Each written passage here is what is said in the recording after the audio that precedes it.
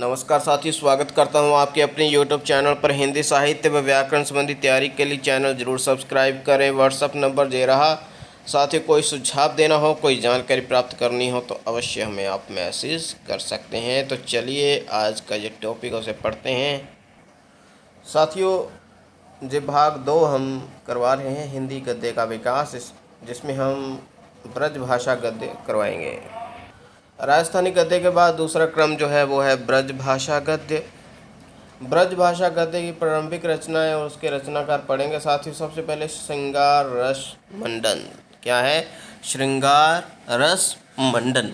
इसका हालांकि समय तो हमें नहीं मिलता है, लेकिन हाँ, विट्ठलनाथ जो कि बल्लवाचार्य जी के पुत्र हैं, उन्होंने लिखी है। आगे साथियों, 84 वैष्णव की वार्ता।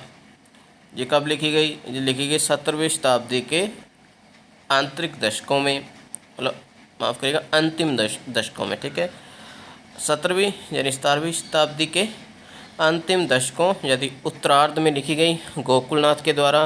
गोकुलनाथ जो हैं विट्ठलनाथ के ही पुत्र हैं और बल्लवाचार्य के पौत्र कहलाए हैं।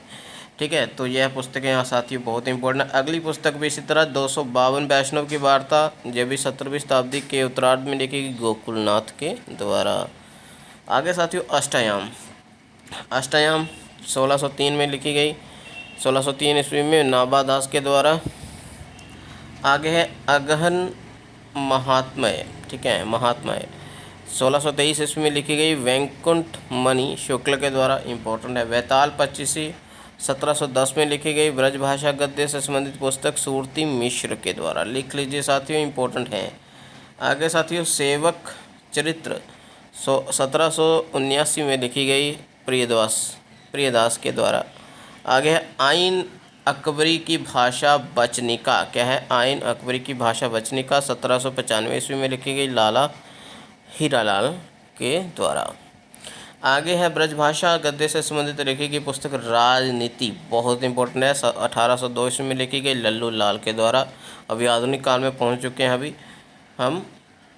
माधव विलास 1817 में लिखी गई लल्लू लाल के द्वारा। और एक पुस्तक और सोमवंशन की वंशावली 1828 ईस्वी में लिखी गई मणिकलाल ओझा के द्वारा। कुछ और तथ्य पढ़ लेते हैं ब्रज भाषा से संबंधित, ब्रज भाषा गद्य से संबंधित दूसरा वीडियो का भाग साथियों आपके सामने प्रस्तुत करें। हिंदी गद्य के विकास टॉपिक से संबंधित।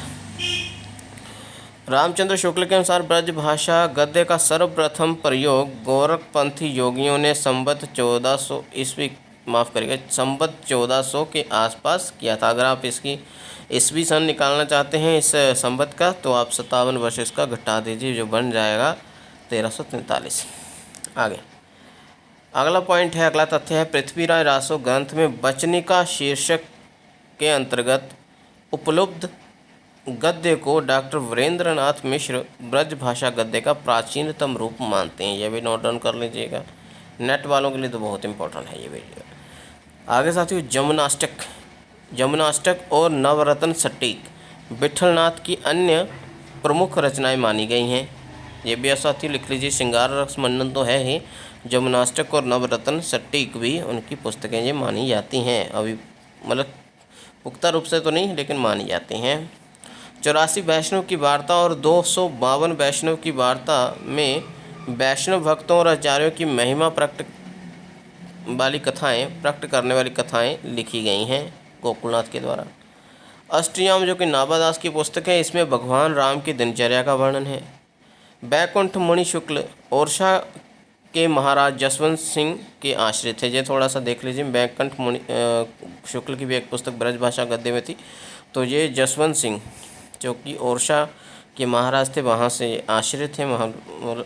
उस राजा के अधीन जो काम किया करते थे। आगे साथ ही प्रियदास दनकौर के रहने वाले थे और राधा बल्लवी संप्रदाय से संबंधित थे। ये भी आप नोट डाउन कर लीजिएगा साथी। तो ये रही साथी ब्रज भाषा गद्य से संबंधित हमारी वीडियो हिंदी गद्य का विकास जो हम करवा रहे हैं, उसका भाग 2 यहीं पर समाप्त होता है। धन्यवाद। अगली वीडियो में मिलते हैं।